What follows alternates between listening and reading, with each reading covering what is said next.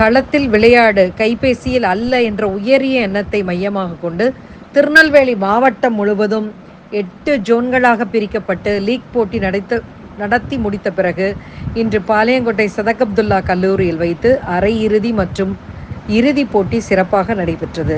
இந்த போட்டியில் 3வது பரிசு 15,000 ரூபாய் ரொக்க பரிசை பர்கிட் பாய்ஸ் அணி தட்டி சென்றது.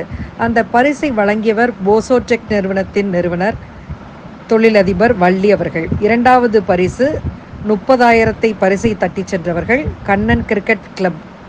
அந்த பரிசை வழங்கியவர் ஏவி கன்ஸ்ட்ரக்ஷன்ஸ் விமல்.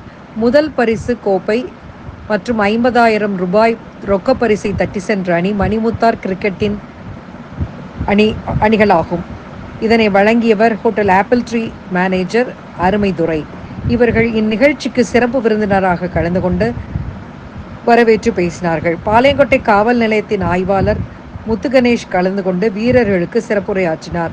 நிகழ்ச்சிக்கான ஏற்பாடுகளை ஸ்போர்ட்ஸ் சிங் சென்னை அமைப்பின் ஒருங்கிணைப்பாளர் இசைக்கியப்பன், வினோத் ஸ்ரீனிவாசன் சிறப்பாக செய்திருந்தார்கள்.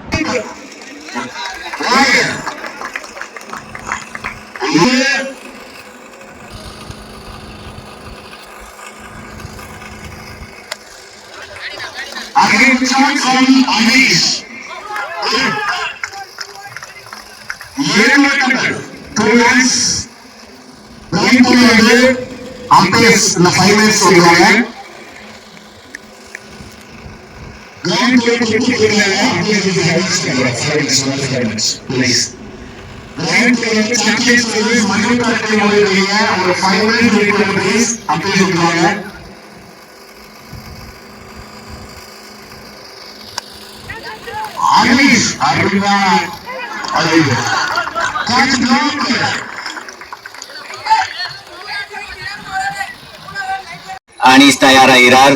கட்டு 2 ஓட்டங்கள்.